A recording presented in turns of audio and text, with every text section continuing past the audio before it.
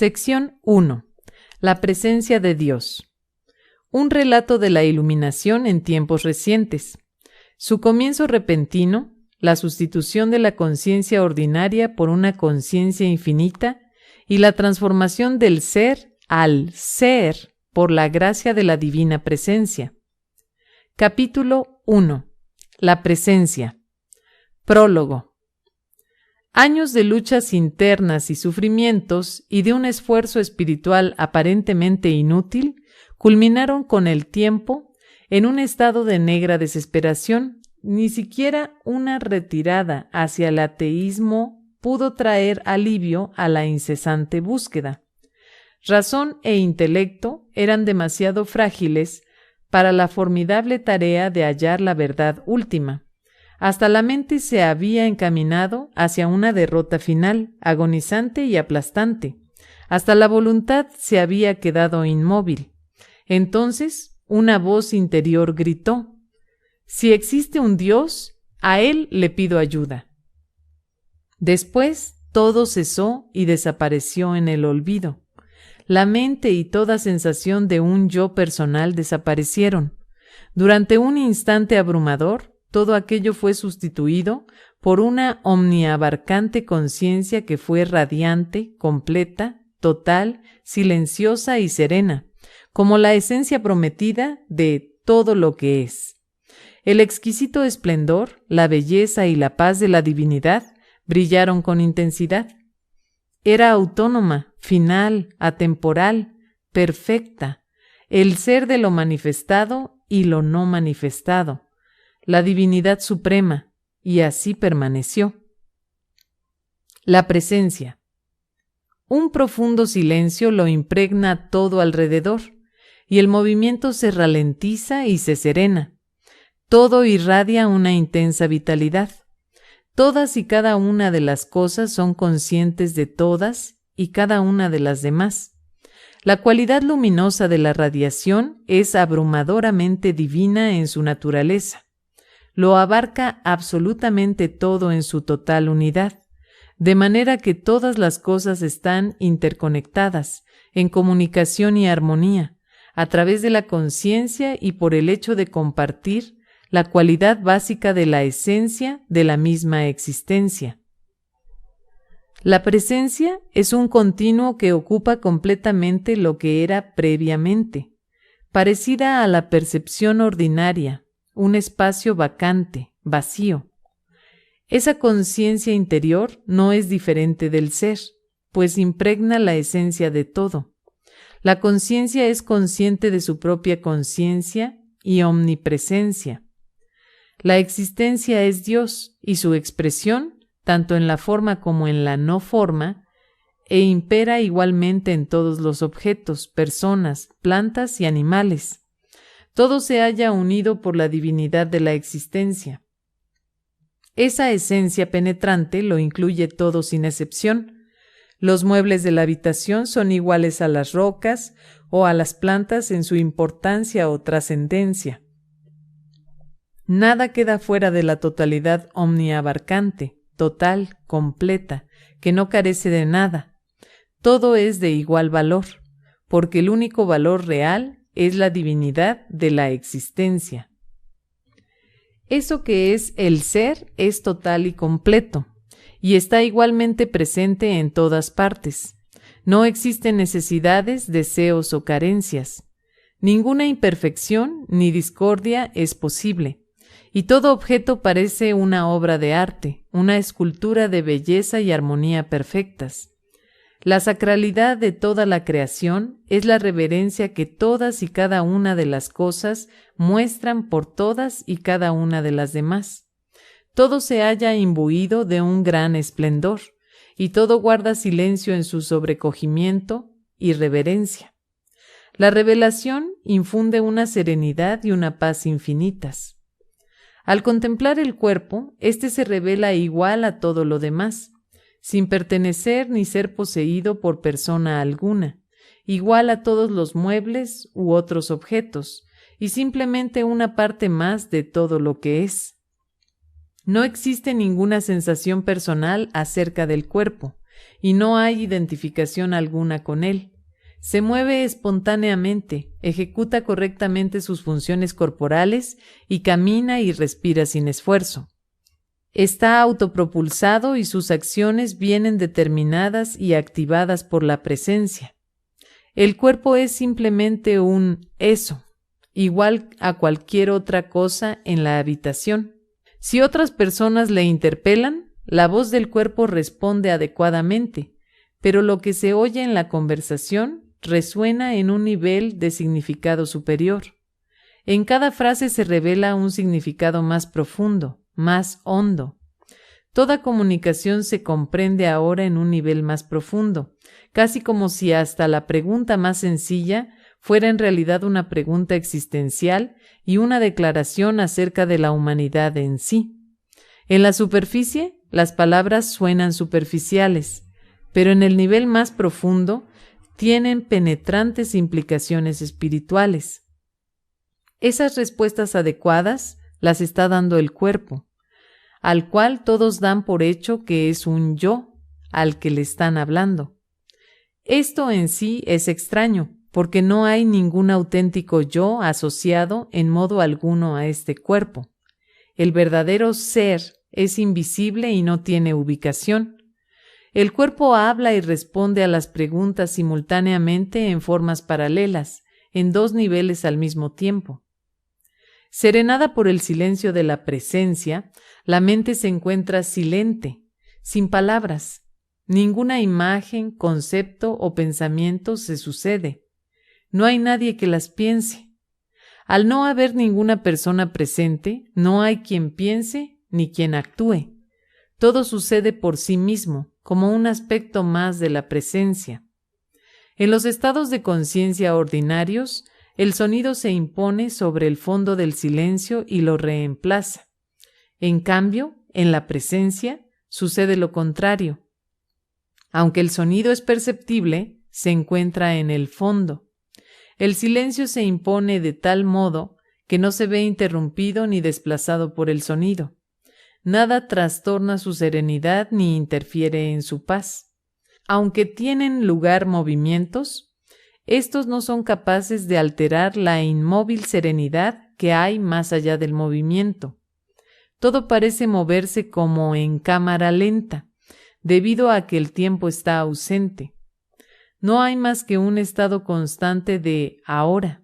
No hay acontecimientos ni sucesos porque todo comienza y termina, todo empieza y acaba. Los acontecimientos solo tienen lugar en la conciencia dualista de un observador. En ausencia de ésta, no hay sucesión de acontecimientos que puedan ser descritos o explicados.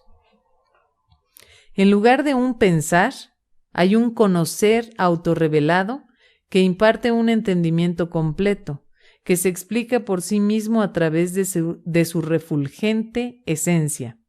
Es como si todo hablara silenciosamente y se presentara en su totalidad en la absoluta belleza de su perfección, manifestando de este modo su gloria y revelando su divinidad intrínseca.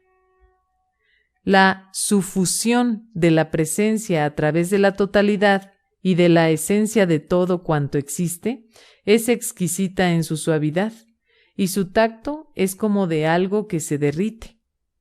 El ser interior es su verdadero núcleo.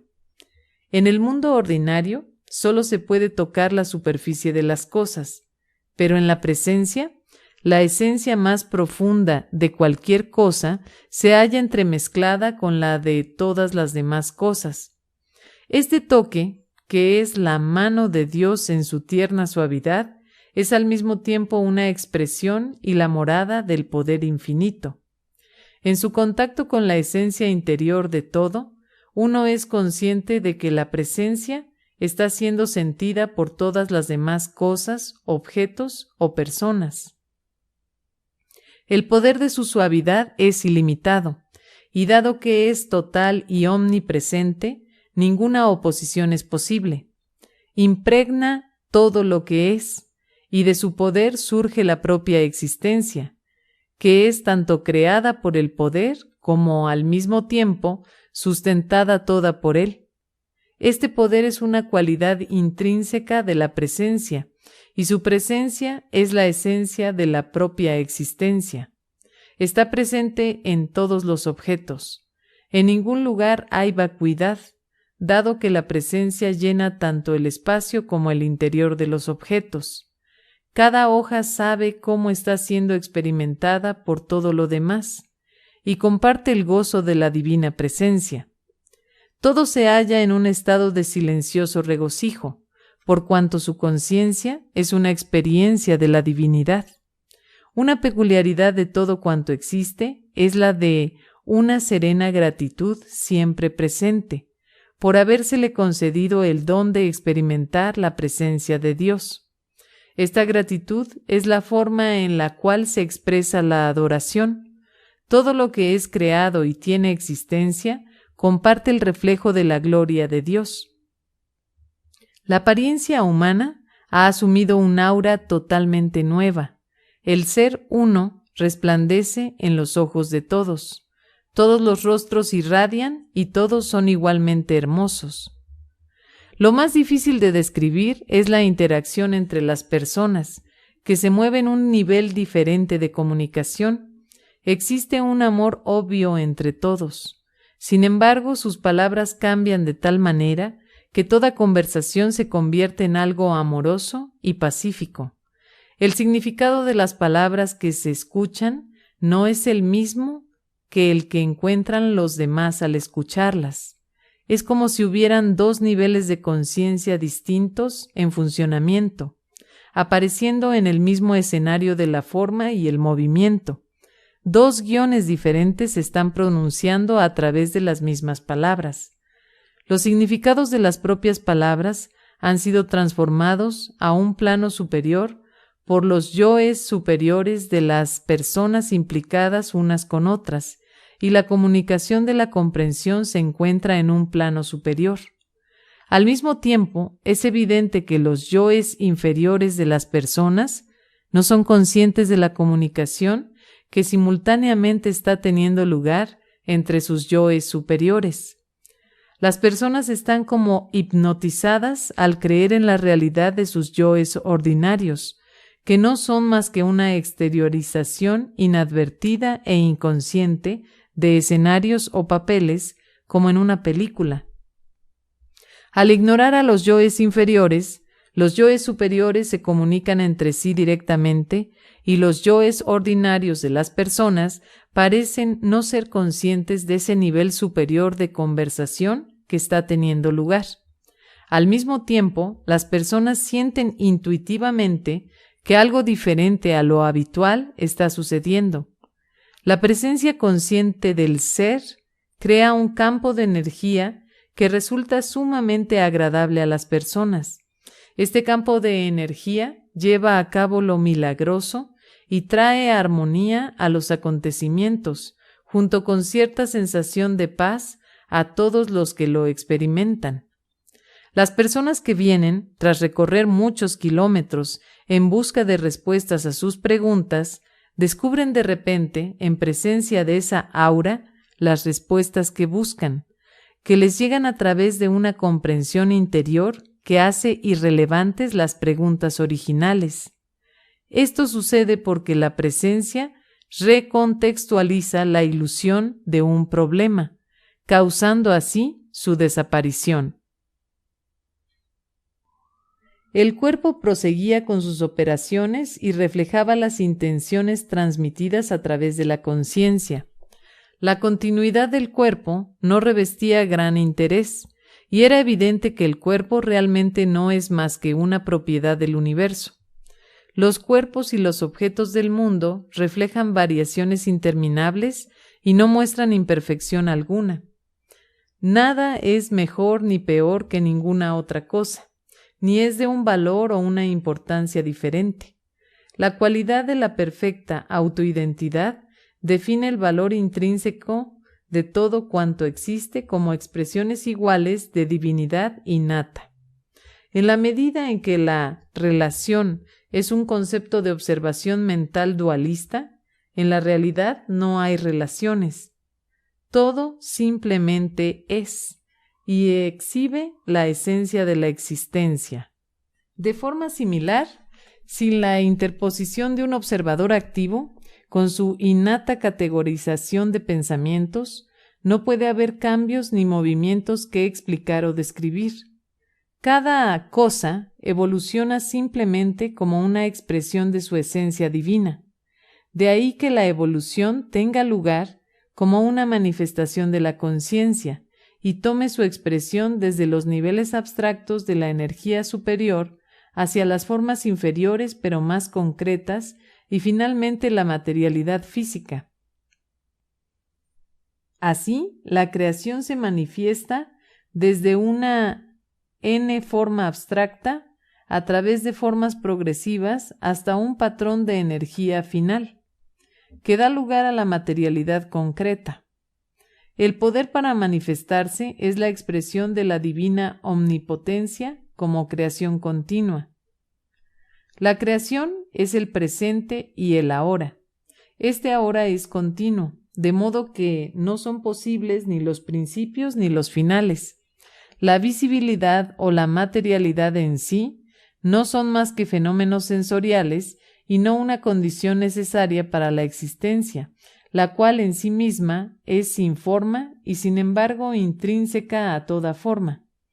Dado que todo está siempre en proceso de creación, todo es una expresión de la divinidad, o de lo contrario no tendría la capacidad de existir en modo alguno. El darse cuenta de que todo lo que existe refleja a la divinidad de la creación es el motivo por el cual merece respeto y reverencia. Y esto justifica la reverencia ante el espíritu que hay dentro de todos los seres vivos y de la naturaleza, que es característica de muchas culturas.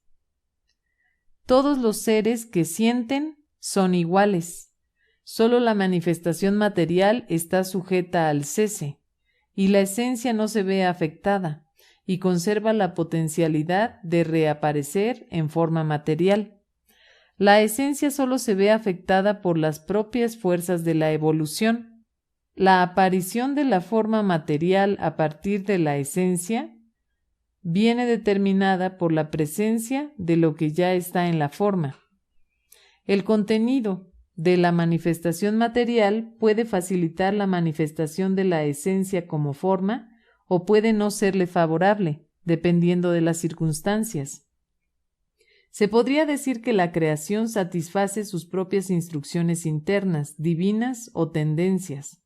Tradicionalmente se le ha dado en llamar destino, que es el despliegue de la potencialidad y el reflejo de las circunstancias preexistentes. Las clásicas gunas sánscritas del rajas, sattva y tamas, o acción, conciencia y resistencia. Así el hombre puede influir en las circunstancias con el fin de potenciar la manifestación de las eventualidades deseadas. Mediante la decisión, la conciencia humana puede influir en los resultados, pero el poder de la creación es competencia de Dios. La naturaleza de la creación, que está más allá del tiempo, del espacio y de la causalidad, se revela por sí misma y se presenta a la conciencia de la conciencia como un don de la presencia. Todas las cosas son intrínsecamente sagradas en la divinidad de su creación. Cuando la crítica y la discriminación de la percepción dualista se dejan a un lado, se revela la perfección y la belleza absoluta de todo. El arte intenta abstraer esta conciencia cuando toma un instante en el tiempo y lo congela en el arte fotográfico o la escultura. Cada fotograma representa la perfección, que solo se puede apreciar cuando se aísla una visión única de la distorsión de la historia superpuesta. El drama de cada instante de la existencia se presta a ser preservado cuando el arte lo salva de la extinción de la transformación de la forma material que llamamos historia.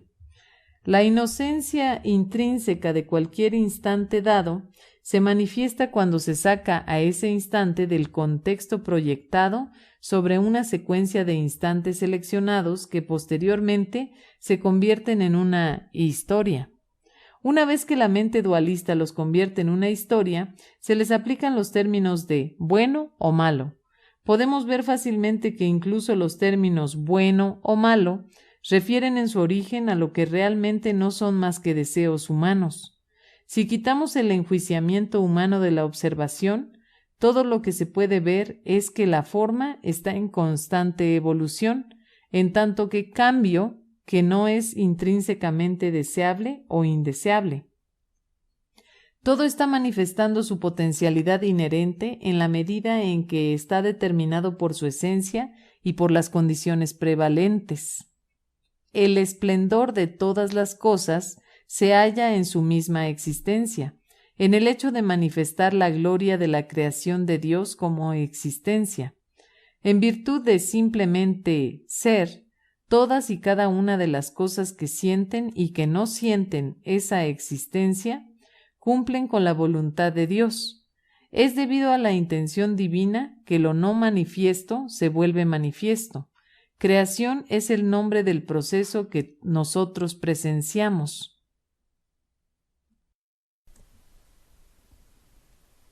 Debido a que la naturaleza de la creación no es evidente para la conciencia ordinaria, la mente manipula enigmas sin respuesta. Por ejemplo, ¿cómo puede un Dios bueno permitir tanto mal? Más allá de la percepción dualista y de las categorías arbitrarias de la manifestación, no hay nada bueno ni malo que explicar, y se puede ver que el universo es, en sí mismo, inofensivo. La mente humana construye sus escenarios de objetivos y deseos, y los acontecimientos pueden coincidir con ellos o no. Tanto la tragedia como la victoria tienen lugar solo dentro de las limitaciones de la mente dualista y no son dependientes de la realidad. Todo lo que hay en este mundo parece surgir y luego disolverse dentro de las limitaciones de la percepción, pero en la medida en que la realidad está más allá del tiempo, el espacio y la forma, es irrelevante si una cosa o una persona existen durante una décima de segundo o durante miles de años. Así, el empeño por vivir unos cuantos años más, o incluso unos pocos instantes más, se antoja una ilusión vacía, porque la existencia no se experimenta en modo alguno dentro del tiempo. Este instante es la única realidad que está siendo experimentada. Todo lo demás es una abstracción y una construcción mental. Por lo tanto, uno no vive en absoluto 70 años. Solo este mismo instante fugaz es posible. En la realidad de la no dualidad, todo está completo, y el deseo se sustituye por el aprecio. A medida que la vida evoluciona, todo ser vivo es la expresión total de su potencialidad en cualquier momento dado. La motivación desaparece como tal, y la acción tiene lugar como una fase en el proceso de actualización de la potencialidad. Por tanto, no hay actor detrás de la acción. Lo que hay es una sensación de totalidad y de completa satisfacción a cada instante. El disfrute de las necesidades físicas es el producto de la propia acción. El apetito de comer, por ejemplo, surge del acto de comer, sin deseo previo alguno por el siguiente bocado. Si se deja de comer debido a una interrupción, no existe sentimiento de pérdida. La alegría de vivir tiene su origen en la propia existencia en cualquier momento dado, y la conciencia de totalidad continua es un aspecto de la alegría de la existencia. La totalidad de la unidad del todo no se puede experimentar, más bien se conoce en virtud de serlo.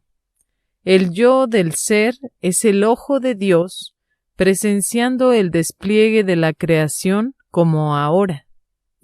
La secuencia es una ilusión creada por la percepción del yo, del ego, que es el punto de observación del proceso que va de lo no local a lo local, de lo no lineal a lo lineal, de la totalidad al esto.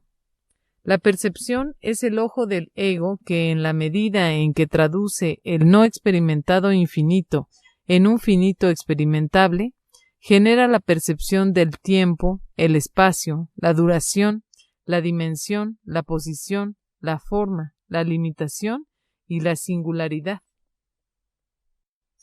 Capítulo 2. El regreso a la vida terrestre. El mundo de la percepción había sido reemplazado.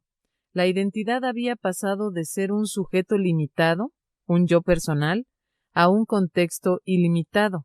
Todo se había transformado y revelaba belleza, perfección, amor e inocencia. Todos los rostros brillaban con el resplandor de la belleza interior. Todas las plantas se manifestaban como una forma artística. Cada objeto era una escultura perfecta. Todo existe sin esfuerzo en su propio lugar, y todo está secuenciado en sincronicidad. Lo milagroso es continuo. Los detalles de la vida se acomodan misteriosamente por sí mismos, espontáneamente.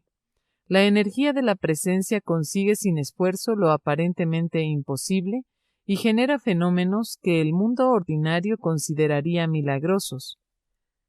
A lo largo de un periodo de varios años, tuvieron lugar de forma regular y espontánea lo que se denomina normalmente como fenómenos psíquicos, los clásicos siddhis. Fenómenos como la clarividencia, la visión a distancia, la capacidad de ver lo que está por delante, la telepatía y la psicometría eran del todo comunes. Había un conocimiento automático de lo que las personas pensaban y sentían antes de que hablaran. El amor divino prevalecía como un poder organizador y era el estadio omnipresente sobre el cual tenían lugar todos los fenómenos. El cuerpo físico.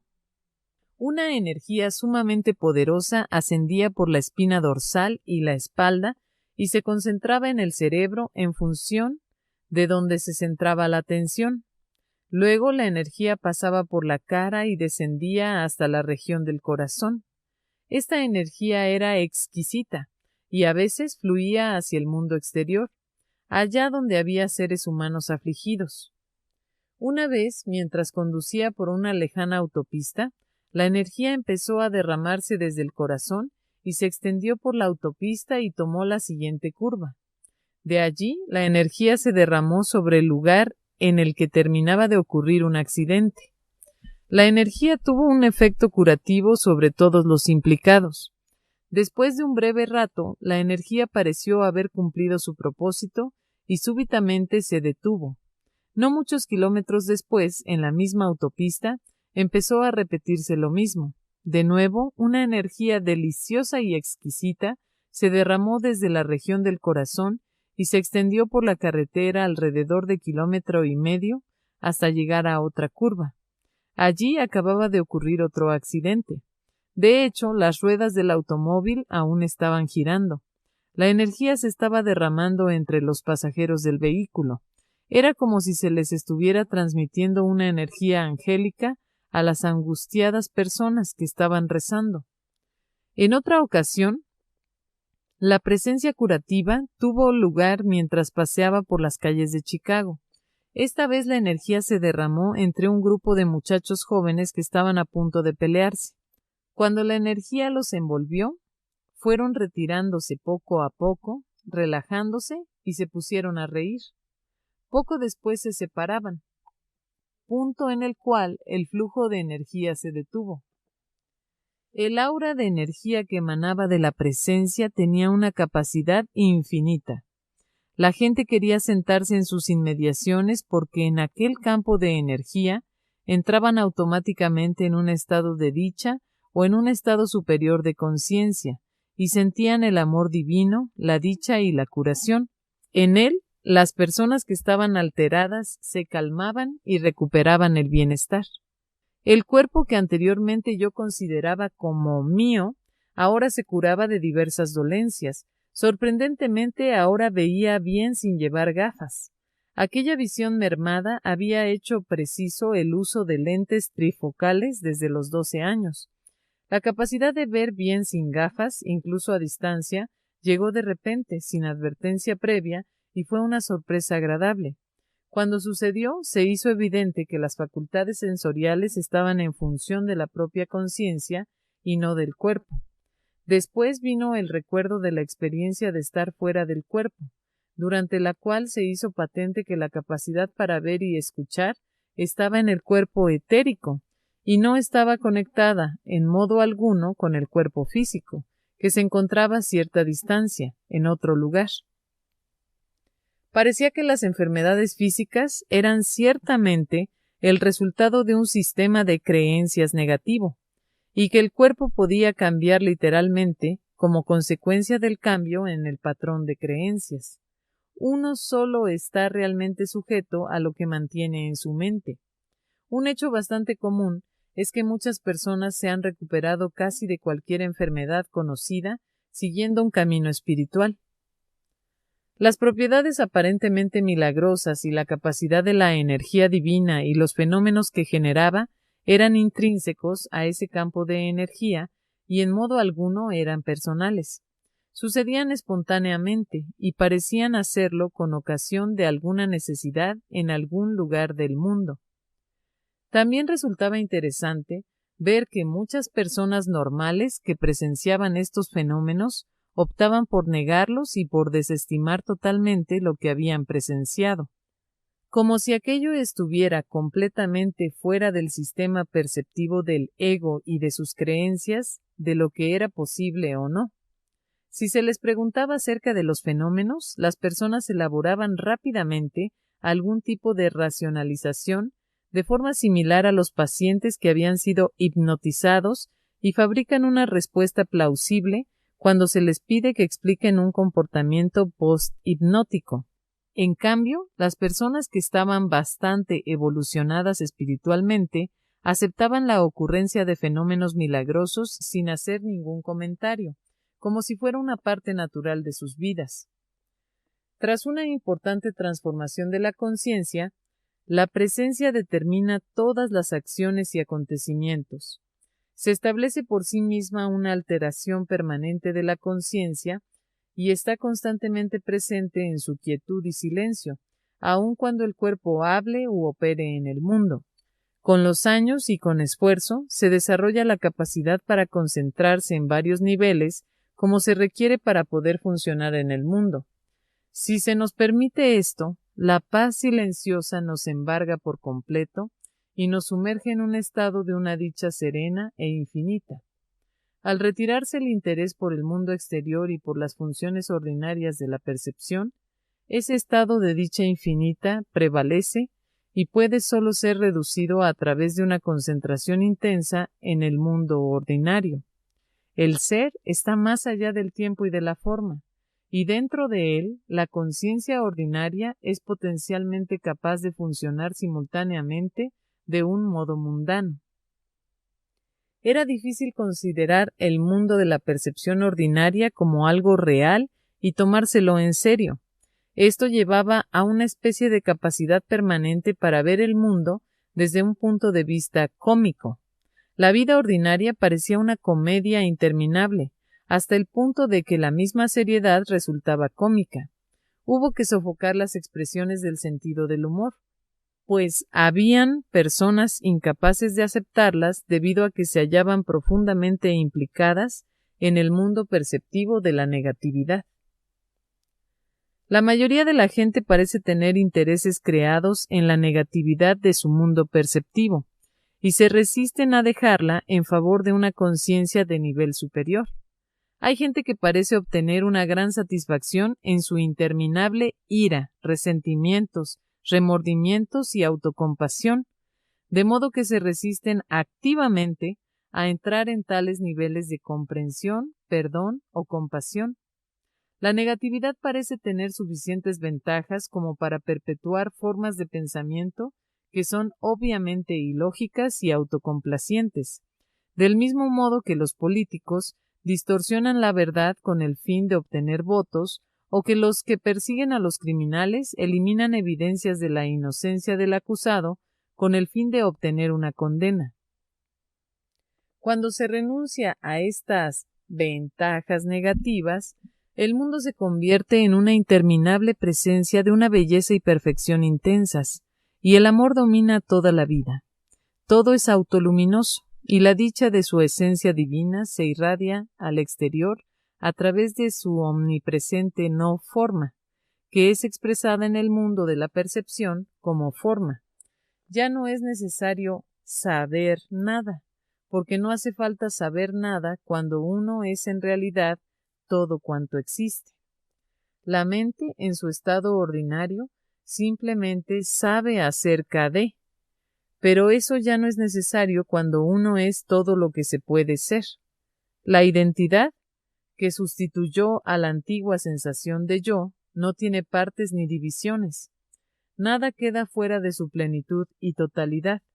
El ser se ha convertido en la esencia, no diferente a la esencia de todo.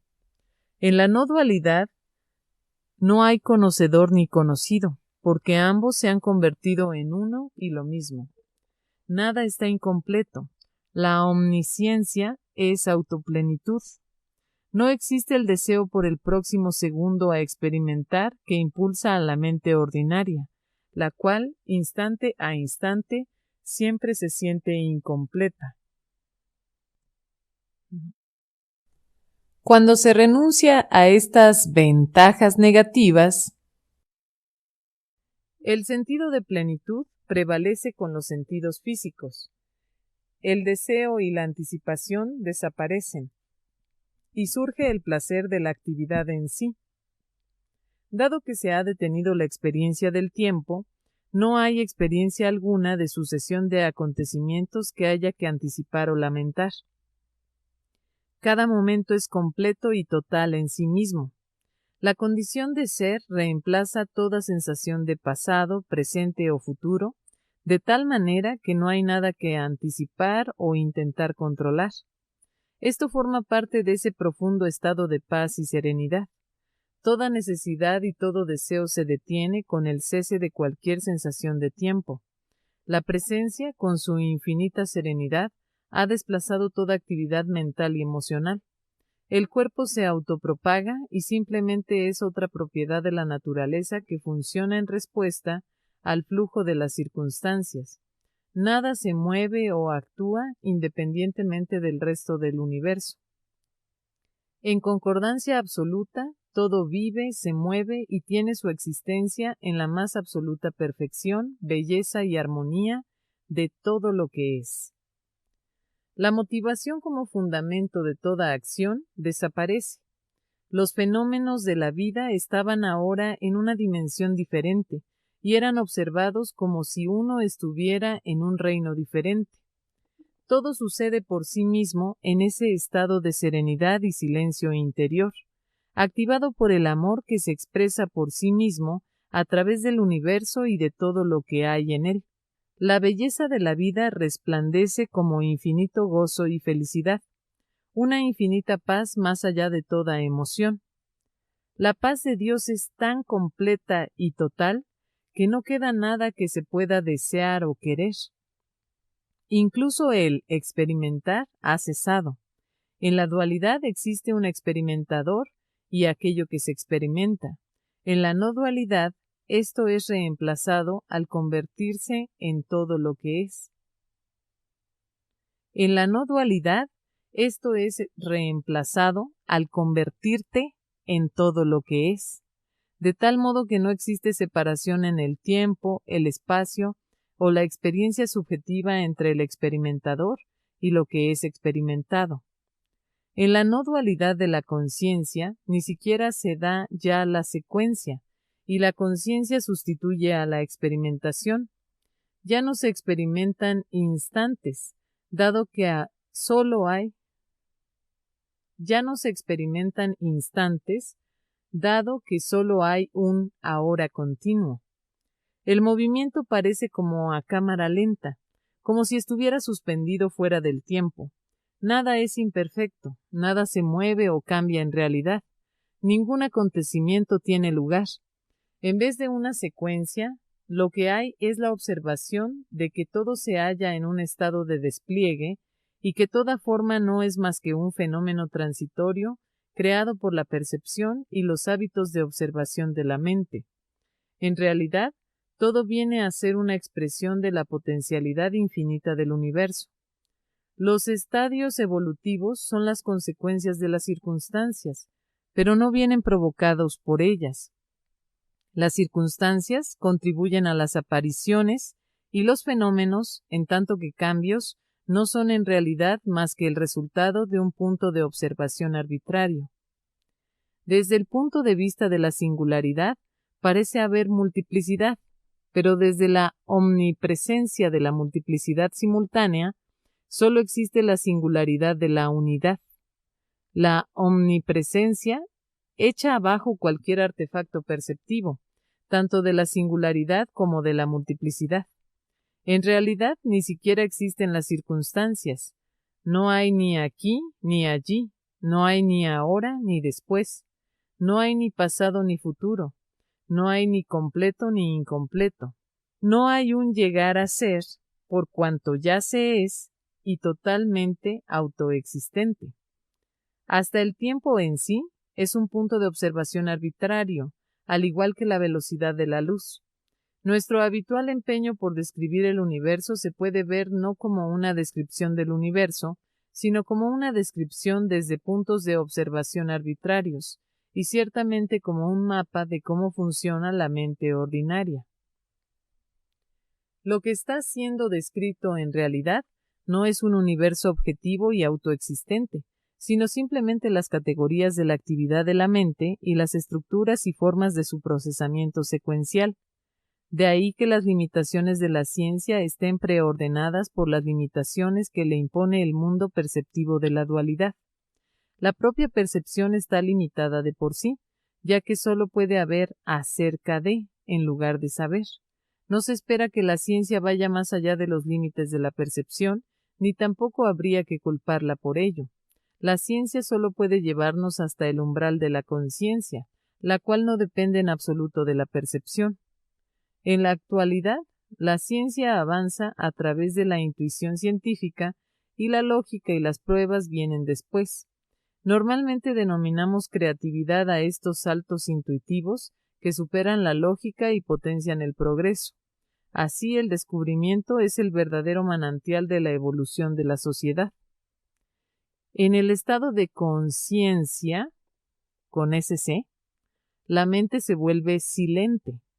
El pensamiento lógico o secuencial se detiene y en su lugar hay silencio y serenidad, así como un despliegue continuo, sin esfuerzo, y una presentación que se manifiesta como revelación. El conocimiento se despliega por sí mismo y la divinidad de todo lo que es brilla silenciosamente, evidente y resplandeciente. Todo se manifiesta en una revelación completa y continua. No hay nada que buscar ni conseguir, pues todo es ya completo y total. Toda acción aparente tiene lugar por sí sola. Tras la acción no hay hacedor. Dado que la entidad mítica que uno siempre supuso que constituía el manantial de experiencias ha desaparecido y se ha disuelto en la unidad absoluta del universo. El ser en su totalidad y plenitud está más allá y antes que todos los mundos, universos o tiempos, sin depender de nada ni estar causado por nada. El ser está más allá de la existencia, no está sujeto a la existencia ni a la no existencia, ni al principio ni al final, ni al tiempo ni al espacio. Ni siquiera se le puede incluir en los conceptos de es o no es. El ser no es ni manifiesto ni no manifiesto, y está más allá de cualquier dimensión implícita por tal categorización de conceptos. Hicieron falta algunos ajustes importantes para poder operar de forma convincente en el mundo de la experiencia ordinaria.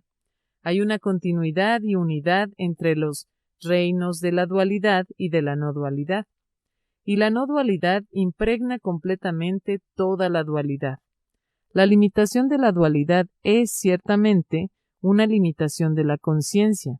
Esta limitación de la conciencia parece ser una consecuencia del enfoque. Los seres humanos se ven inocentes debido a la extrema inconsciencia e inconsciencia de su realidad. En este estado están dirigidos por la programación de su ilusorio sistema de creencias, y al mismo tiempo la pureza del espíritu brilla por doquier como intrínseca belleza. En términos actuales, se podría decir que la gente está dirigida por sus programas de software, de los cuales no son conscientes. Todas las personas se hallan en un proceso de evolución de la conciencia, habiendo unas más evolucionadas que otras. Cada una de ellas representa el despliegue de la conciencia bajo condiciones diferentes y de ahí que ofrezcan diferentes niveles de apariencia. Es como si cada persona estuviera atrapada en un determinado nivel y no pudiera pasar a otro nivel sin el consentimiento, la decisión y el acuerdo de la voluntad.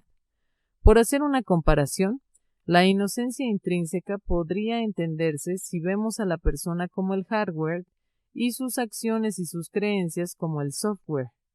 El hardware no se ve afectado por los programas del software, que siguen ciegamente sin tener conciencia de la importancia o las consecuencias de tales acciones. Clásicamente a esos programas de software inconscientes se les ha llamado karma. El estado en el cual operan las personas normales no implica ninguna falta o defecto moral, sino que representa las posibilidades de los campos de conciencia expresándose a través de cada entidad viva. Aunque en realidad no hay buenos ni malos, es obvio que todas las acciones tienen consecuencias. Más allá de las diferencias aparentes, lo único que hay es la realidad del ser único, brillando en tanto que el origen de la vida de todo lo vivo. Cada entidad vive en el fotograma detenido de este instante, que es todo lo que hay realmente y está más allá de su conciencia. En la no dualidad no puede haber instante alguno en el que se pueda dar eso que llamamos problema, conflicto o sufrimiento. Todo esto surge en la anticipación del instante siguiente o en el recuerdo del pasado. El ego parece ser un producto del miedo, y su objetivo es controlar el siguiente instante de experiencia y asegurarse su supervivencia. Parece vacilar entre el miedo al futuro y los lamentos por el pasado, y el deseo y el sentido del tiempo que repele la acción surgen de la ilusión de la carencia. Con la sensación de que todo está completo, el deseo cesa. Todo aquello que cree que es finito teme por su supervivencia, pues está sujeto al tiempo y a las ilusiones de la causalidad. En el momento en que desaparecieron las motivaciones habituales de la vida, ésta se hizo sin esfuerzo. Lo que había sido la personalidad no era ahora más que una vaga propensión que parecía saber cómo imitar un comportamiento normal a partir del recuerdo de estos patrones, pero su discurrir provenía de otra fuente. Lo que previamente se habría considerado como algo personal era ahora obviamente impersonal. En primer lugar, el ser real no podía explicarse por sí mismo a los demás. Lo que para este ser era realidad sólida y sustancial sonaba a abstracto o filosófico cuando se expresaba con palabras a personas normales que estaban dirigidas por conceptos y patrones de pensamiento secuenciales. Lo que veían místico las personas normales era simplemente una realidad concreta y subjetiva. Llevaba un esfuerzo volver a activar los patrones de pensamiento ordinarios para poder facilitar la comunicación verbal. El verdadero yo está más allá de la conciencia misma, pero puede descender su radiación en la medida en que se es capaz de retirarse de la dicha para sumergirse en la actividad mundana. El amor se convierte así en el único motivador para la continuidad de la existencia física. Durante esta transición, el cuerpo sintió una tensión considerable, como si el sistema nervioso hubiera tenido que soportar más energía de la que estaba diseñado para soportar originalmente. Los nervios solían sentirse como si hubiera un tendido de alta tensión por el cual pasara una corriente de alto voltaje. Con el tiempo, esto hizo necesario mudarse de la gran ciudad y de la vida urbana hacia una pequeña ciudad del oeste que durante años venía atrayendo a la gente que se consagraba a una vida espiritual y no materialista. Entonces la meditación pudo tomar el lugar de las actividades cotidianas y el estado de dicha volvió, derivando en lo que bien se podría decir que era un modo de vida ascético, solo por no haber necesidades ni deseos. Fue una época de olvidarse incluso de comer, como si el cuerpo fuera ciertamente algo periférico o no existiese siquiera. Uno podía pasar por delante de un espejo y sorprenderse de que hubiera incluso una imagen allí.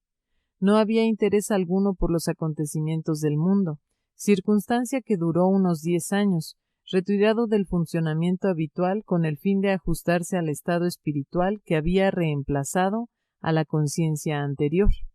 Un aspecto de este estado de conciencia fue la capacidad para discernir el mayor significado de los fenómenos que observaba habitualmente. Así, una técnica clínica tan interesante como la kinesiología se reveló como el eslabón perdido, y el puente entre la mente y el cuerpo, y entre lo manifiesto y lo no manifiesto. Ahora se podía hacer fácilmente visible lo que es invisible. Este fenómeno clínico trascendió el sistema nervioso autónomo o el sistema de la acupuntura como explicación del vínculo entre la psique y el soma. Era obvio que la respuesta kinesiológica tenía su origen en la no localización de la conciencia y que sus limitaciones iniciales para la investigación de los fenómenos locales eran la expresión de las limitaciones de la percepción de los clínicos o experimentadores. Aunque podamos decir que la dualidad existe gracias a la no dualidad, la prueba muscular se mostró como el fenómeno más sencillo y práctico mediante el cual poder sacar partido de esa realidad. Era obvio que podías calibrar los diferentes campos de energía de la conciencia y disponer entonces de una escala jerárquica. Y cuando se calibró numéricamente, literalmente demostrar los niveles clásicos de la conciencia, tal como se venían definiendo desde el principio de los tiempos.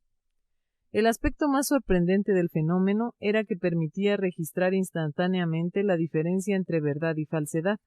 Esta cualidad estaba más allá del tiempo y el espacio, traspasaba la psique humana y a las mentes de las personas involucradas. Era una cualidad universal de la conciencia, del mismo modo que el protoplasma tiene las cualidades universales de la reactividad a los estímulos.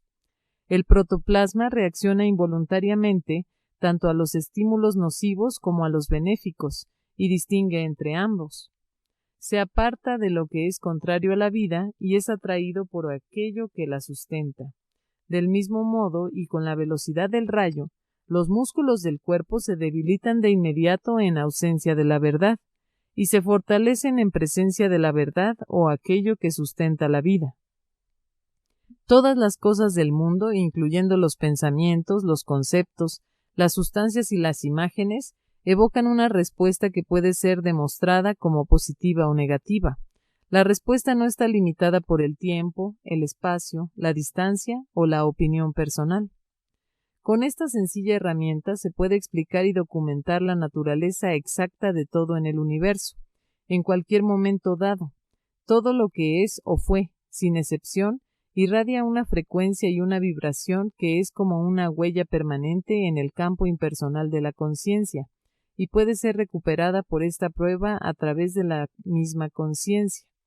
El universo se revelaba, ya no eran posibles los secretos, era evidente que se podían contar todos y cada uno de los cabellos de tu cabeza, y que ni siquiera pasaba desapercibida la caída de un gorrión.